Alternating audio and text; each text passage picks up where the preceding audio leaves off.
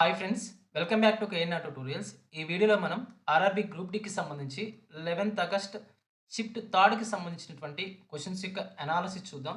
ఎవరైనా మన ఛానల్ని ఫస్ట్ టైం చూస్తున్నట్లయితే ఛానల్ని సబ్స్క్రైబ్ చేసుకొని వీడియోని లైక్ చేయండి. అదేవిధంగా నేను ఈ వీడియోకి 1000 లైక్స్ అనేవి టార్గెట్ ఇస్తున్నాను. తప్పకుండా లైక్ చేసి సపోర్ట్ చేయండి. సో అదేవిధంగా ఒక ఇంపార్టెంట్ అనౌన్స్మెంట్, ఇప్పటి వరకు 149 రూపీస్ ఉన్నటువంటి సూపర్ రివిజన్ కోర్స్ అనేది మనం ఇప్పుడు ఆఫర్తో కేవలం 99 రూపీస్కే అందిస్తున్నాం. ఇందులో మీకు జనరల్ సైన్స్‌కి సంబంధించి 1500 ఎంసీక్యూస్, నెక్స్ట్ 10 గ్రాండ్ టెస్ట్‌లు, అదేవిధంగా కరెంట్ అఫైర్స్‌కి సంబంధించి 18 మంత్స్ కరెంట్ అఫైర్స్‌కి సంబంధించి 750 questions, next topic wise current affairs ఉంటాయి. అదేవిధంగా ప్రీవియస్ ఇయర్‌కి సంబంధించి, అదేవిధంగా ఈ ఇయర్‌కి సంబంధించినటువంటి షిఫ్ట్ వైస్ అనాలిసిస్ యొక్క పీడిఎఫ్స్ ఉంటాయి. మీకు పీడిఎఫ్ డౌన్లోడ్ ఆప్షన్ కూడా ఉంటుంది. కేవలం 99 రూపీస్ మాత్రమే. ఈ ఆఫర్ అనేది మీకు కేవలం 48 అవర్స్ మాత్రమే ఉంటుంది. సో తప్పకుండా తీసుకోవడానికి ట్రై చేయండి. ప్లే స్టోర్‌లో కేఎన్ఆర్ ట్యూటోరియల్స్ అనే యాప్ ఉంటుంది. ఆ యాప్‌ను డౌన్లోడ్ చేసుకొని మీరు ఈ కోర్స్‌ని అవైల్ చేసుకోవచ్చు. లేదంటే యాప్‌కి సంబంధించి లింక్ అనేది కామెంట్ సెక్షన్‌లో ఉంటుంది. అదేవిధంగా డిస్క్రిప్షన్‌లో ఉంటుంది. అక్కడి నుంచి కూడా మీరు యాప్‌ని డౌన్లోడ్ చేసుకొని ఈ కోర్స్‌ని అవైల్ చేసుకోవచ్చు. లాగిన్ అవ్వగానే మీకు స్టోర్ అనే ఆప్షన్ కనిపిస్తుంది. ఆ స్టోర్ అనే ఆప్షన్ పైన క్లిక్ చేస్తే మీకు కోర్సెస్ ఓపెన్ అవుతాయి. కోర్సెస్‌లో మీకు కొంచెం స్క్రోల్ డౌన్ గనుక చేసినట్లయితే మీకు సూపర్ రివిజన్ కోర్స్ అనేది కనిపిస్తుంది. ఫస్ట్ క్వెషన్ చూడండి. ప్రస్తుత పశ్చిమ బెంగాల్ ముఖ్యమంత్రి ఎవరు? ఇంతకుముందు నాకు తెలిసి 3 టైమ్స్ అడిగిందనుకుంటా. సో ఇది సువేందు అధికారి. పశ్చిమ బెంగాల్ యొక్క ప్రస్తుత ముఖ్యమంత్రి ఎవరంటే సువేందు అధికారి. 2026లో బీజేపీ తరపున ఆయన ముఖ్యమంత్రిగా ఎన్నుకోబడడం జరిగింది. సో మొట్టమొదటిసారిగా పశ్చిమ బెంగాల్‌లో బీజేపీ పార్టీ అధికారాన్ని చేజిక్కించుకుంది. ఈయన ఏ నియోజకవర్గం నుంచి గెలుపొందారు అంటే భవానీపూర్ నియోజకవర్గం నుంచి గెలుపొందారు. Very very important. నెక్స్ట్ ఇదే క్వెషన్ అడగొచ్చు. ఒకవేళ అడిగితే పశ్చిమ బెంగాల్ ముఖ్యమంత్రిగా ఎన్నికైనటువంటి సువేందు అధికారి ఏ నియోజకవర్గం నుంచి గెలుపొందారు అంటే భవానీపూర్ నియోజకవర్గం నుంచి గెలుపొందారు. సో ఆప్షన్ బి అనేది కరెక్ట్ ఆన్సర్ అవుతుంది. Next question.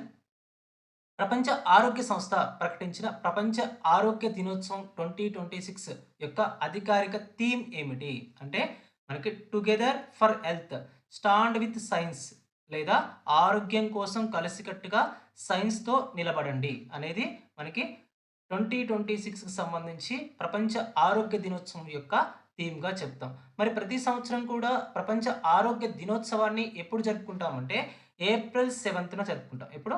ఏప్రిల్ 7న జరుపుకుంటాము. సో ఆప్షన్ బి అనేది కరెక్ట్ ఆన్సర్ అవుతుంది.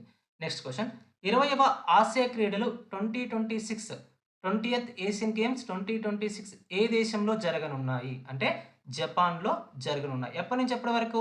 అంటే సెప్టెంబర్ 19 నుంచి అక్టోబర్ 4 వరకు జపాన్‌లో ఉన్నటువంటి ఐచి మరియు నగోయా నగరాల్లో జరగనున్నాయి. సో దీని యొక్క మస్కట్ ఏంటి మరి? అంటే హొనోన్. హొనోన్ అనేది దీని యొక్క మస్కట్‌గా చెప్తాం. సో ఈ క్రీడల యొక్క నినాదం ఏంటి మరి? Imagine one Asia. Imagine one Asia అనేది ఈ క్రీడల యొక్క ముఖ్యమైనటువంటి నినాదంగా చెప్తాం. సో ఆప్షన్ సి అనేది కరెక్ట్ ఆన్సర్ అవుతుంది. సో ఈ ఆసియా క్రీడలు అనేది మనకి జపాన్‌లో జరగడం ఇది మూడవసారి. So option C is the correct answer. Next question.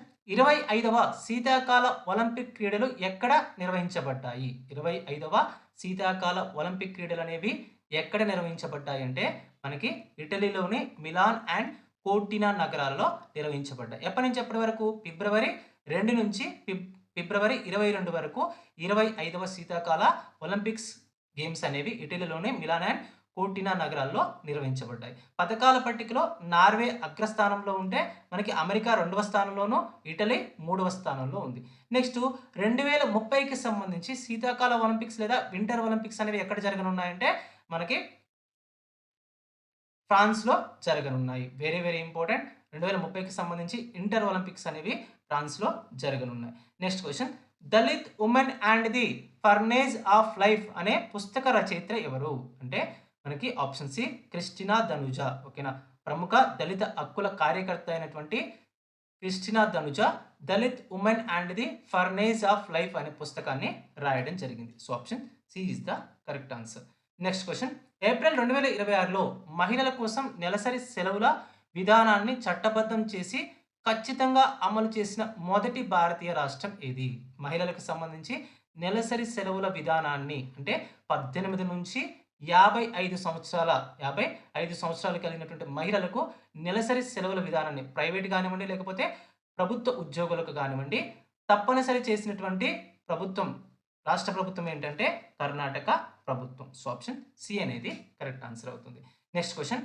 రాష్ట్రంలో పెరుగుతున్న మాదక ద్రవ్యాల ముప్పును మరియు డ్రగ్ మాఫియాను నిర్మూలించడానికి ఆపరేషన్ తుఫాన్ ద నార్కో హంట్ అనే భారీ ప్రచారాన్ని ఏ రాష్ట్ర ప్రభుత్వం ప్రారంభించింది? అంటే కేరళ రాష్ట్ర ప్రభుత్వం ప్రారంభించింది. స్కూల్స్, కాలేజీల చుట్టుపక్కల డ్రగ్స్ యొక్క అమ్మకాలను పూర్తిగా అరికట్టడం కోసం ఆపరేషన్ తుఫాన్ ది నార్కో హంట్ను కేరళ ప్రభుత్వం ప్రారంభించింది. సో ఆప్షన్ బి అనేది కరెక్ట్ ఆన్సర్ అవుతుంది.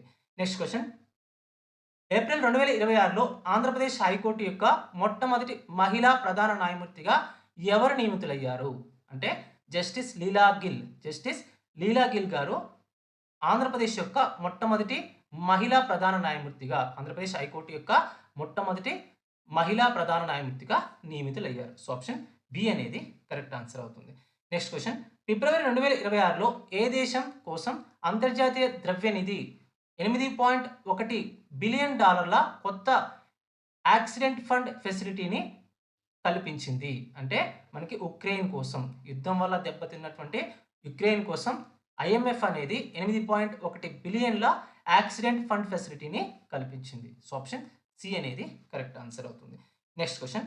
రవాణా, వ్యవసాయ మరియు పారిశ్రామిక రంగాలలో వాయు కాలుష్యాన్ని తగ్గించడానికి ఉత్తరప్రదేశ్ స్వచ్ఛ వాయు నిర్వహణ కార్యక్రమం కోసం భారత ప్రభుత్వం మరియు యూపీ ప్రభుత్వం ఏ అంతర్జాతీయ సంస్థతో 299.66 మిలియన్ల రుణ ఒప్పందం కుదుర్చుకున్నాయి? అంటే ప్రపంచ బ్యాంకుతో రుణ ఒప్పందాన్ని కుదుర్చుకున్నాయి. ఉత్తరప్రదేశ్ స్వచ్ఛ వాయు నిర్వహణ కార్యక్రమం అనేది రవాణా మరియు వ్యవసాయ పారిశ్రామిక రంగాల్లో కాలుష్యాన్ని తగ్గించడం కోసం తీసుకురావడం జరిగింది. సో ఆప్షన్ సి అనేది కరెక్ట్ ఆన్సర్ అవుతుంది.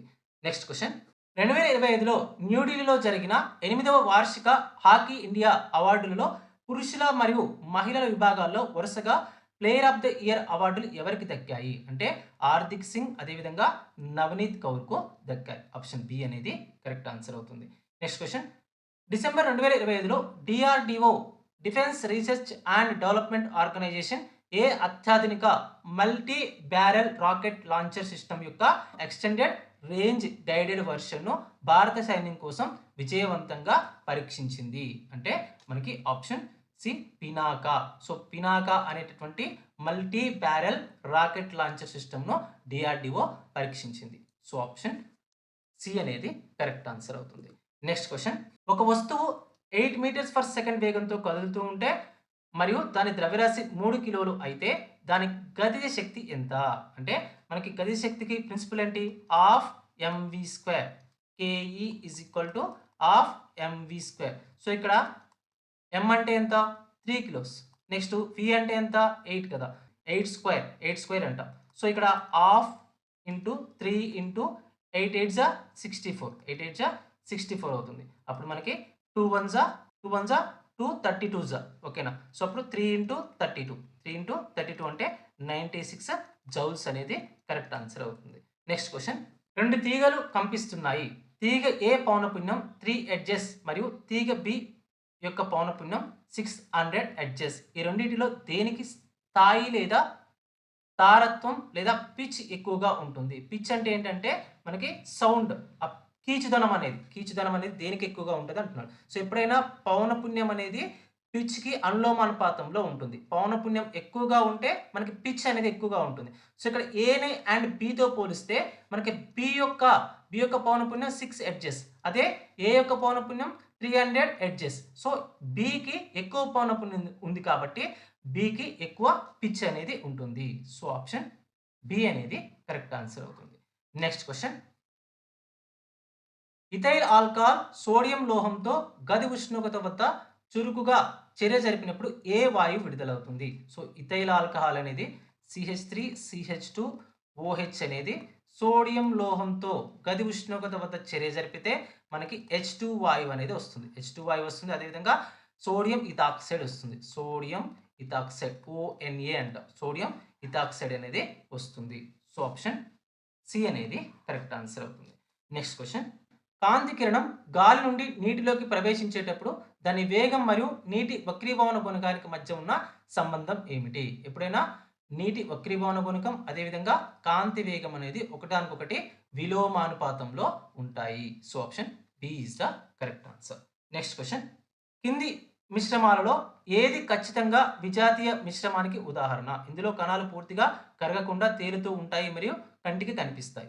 సో, ఇక్కడ సస్పెన్షన్ అనేది, మట్టి నీరు అనేది లేదా అవలంబనం అనేది మనకి విజాతీయ మిశ్రమానికి ఉదాహరణ అవుతుంది. సో, ఎందుకంటే అందులో కణాలనేవి కరగకుండా కేవలం సస్పెన్షన్‌ని మాత్రమే ఏర్పరుస్తాయి. So, option B is the correct answer. Next question. మానవ శరీరంలో స్పిండిల్ ఆకారంలో ఉండే కణాలు ప్రధానంగా ఏ రకమైన కండర కణజాలంలో కనిపిస్తాయి? స్పిండిల్ ఆకారం అంటే ఏంటంటే మనకి కండె ఆకారంలో ఉండేవి. 2 చివర్లు సన్నగా ఉంటాయి. మధ్యలో లావుగా ఉంటాయి. సో, 2 చివర్లు ఇలా సన్నగా ఉండి మనకి మధ్యలో లావుగా ఉండేటటువంటి ఆకారాన్నే కండె ఆకారం అంటాం. కండె ఆకారం అంటాం. సో, ఈ కండె ఆకారంలో ఉండేటువంటి కణాలనేవి ఏ కండర కణజాలంలో ఉంటాయి అంటున్నారు. అంటే మృదువైన కండరాల్లో ఉంటాయి. మృదువైన కండరాల్లో ఉంటాయి. ఆప్షన్ బి అనేది కరెక్ట్ ఆన్సర్ అవుతుంది. Next question. ఒక ఎలక్ట్రిక్ సర్క్యూట్‌లో కరెంట్ ప్రవహించడానికి కారణమయ్యే వోల్టేజ్ కింది ఏ పరికరం వల్ల జనిస్తుంది? అంటే బ్యాటరీ లేదా విద్యుత్ ఘటం వల్ల జనిస్తుంది. మనకి కరెంట్ అనేది ఒక చోటు నుంచి ఇంకొక చోటికి ఎలా ప్రయాణం చేస్తుందంటే వోల్టేజ్‌లో తేడా వల్ల లేదా పొటెన్షియల్‌లో తేడా వల్ల ప్రయాణం చేస్తుంది. పొటెన్షియల్ డిఫరెన్స్ వల్ల ప్రయాణం చేస్తుంది. మరి ఆ పొటెన్షియల్ డిఫరెన్స్‌ని ఎవరు క్రియేట్ చేస్తారంటే బ్యాటరీ లేదా విద్యుత్ ఘటం క్రియేట్ చేస్తుంది. సో, ఆప్షన్ సి అనేది కరెక్ట్ ఆన్సర్ అవుతుంది. Next question. ప్రకృతిలో కార్బన్ చక్రం నిరంతరం కొనసాగడానికి లేదా సమతుల్యంగా ఉండడానికి ప్రధానంగా ఉపయోగపడే ప్రాథమిక కారకం ఏమిటి? సో, మీ అందరికీ తెలుసు యానిమల్స్ ఏం చేస్తాయంటే ఆక్సిజన్ తీసుకుంటాయి, కార్బన్ డయాక్సైడ్‌ని రిలీజ్ చేస్తాయి. అదే మొక్కలు ఏం చేస్తాయంటే సౌరశక్తిని ఉపయోగించుకొని కార్బన్ డయాక్సైడ్‌ని తీసుకొని కిరోసిన్ సంయోగక్రియ ద్వారా మనకి ఆహార పదార్థాలను అదేవిధంగా O2ని రిలీజ్ చేస్తాయి. సో, ఆ విధంగా మనకి కార్బన్ చక్రం అనేది నిరంతరం కూడా కిరోసిన్ సంయోగక్రియ ద్వారా సమతుల్య స్థితిలో ఉంటుంది. సో, ఆప్షన్ డి అనేది కరెక్ట్ ఆన్సర్ అవుతుంది. Next question. ఒక పరమాణువులోని ఎలక్ట్రాన్‌లు ప్రధానంగా ఎక్కడ ఉంటాయి? ఒక పరమాణువులో ఎలక్ట్రాన్‌లు అనేవి కేంద్రకం చుట్టూ నిర్దిష్టమైనటువంటి శక్తి స్థాయిలు లేదా ఆర్బిటాల్‌లలో తిరుగుతా ఉంటాయి. కేంద్రకం చుట్టూ నిర్దిష్టమైన త్రిమితీయ ప్రాంతాలైన ఆర్బిటాల్‌లలో తిరుగుతా ఉంటాయి. సో, ఆప్షన్ బి అనేది కరెక్ట్ ఆన్సర్ అవుతుంది. Next question. ప్రతి నెల మహిళల అండాశయం నుండి పూర్తిగా ఎదిగిన ఒక అండం విడుదలయ్యే జీవ సంబంధ ప్రక్రియను ఏమంటారు? అంటే అండోత్సర్గం లేదా ఓవులేషన్ అంటాం. అండోత్సర్గం లేదా ఓవులేషన్ అంటాం. సో, ఆప్షన్ బి అనేది కరెక్ట్ ఆన్సర్ అవుతుంది. Next question. ఒక కదులుతున్న వస్తువు యొక్క గతి శక్తి కింది ఏ కారకాలపై ఆధారపడి ఉంటుంది? సో, ఇది తెలియాలంటే మనకి గతి శక్తి యొక్క ఫార్ములా తెలియాలి. అంటే KE equal to half M V square. Half M V square అవుతుంది. హాఫ్ ఎంవి స్క్వేర్ అవుతుంది. సో, ఇక్కడ ఎం అంటే ఏంటి? వస్తువు యొక్క ద్రవ్యరాశి అంటే మాస్ అంటాం. ఇది వస్తువు యొక్క ద్రవ్యరాశి. వి అంటే వస్తువు యొక్క వేగం. అంటే గతి శక్తి అనేది దేనిపైన ఆధారపడుతుందంటే వస్తువు యొక్క ద్రవ్యరాశి పైన అదేవిధంగా వేగం పైన ఆధారపడుతుంది. సో, ఆప్షన్ బి అనేది కరెక్ట్ ఆన్సర్ అవుతుంది. Next question. ధ్వని తరంగాలు, అనుదైర్ఘ్య తరంగాలు దీని ఆధారంగా ధ్వని ప్రయాణించేటప్పుడు గాలిలోని కణాలు ఏ విధంగా కదులుతాయి? అంటే తరంగం వెళ్ళే దిశకు సమాంతరంగా అంటే ముందుకు వెనుకకు కదులుతాయి.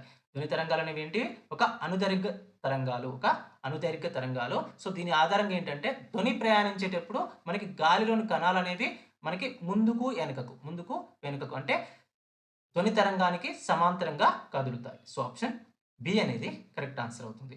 Next question. టేబుల్ మీద కదలకుండా ఉన్న ఒక పుస్తకం కింది ఏ బలానికి సరైన ఉదాహరణ? టేబుల్ మీద కదలకుండా ఉన్న ఒక పుస్తకం కింది ఏ బలానికి సరైన ఉదాహరణ? అంటే మనకి సంతులిత బలానికి ఉదాహరణగా చెప్తాం. సంతులిత బలం లేదా బ్యాలెన్స్డ్ ఫోర్స్‌కి ఉదాహరణగా చెప్తాం. Next question.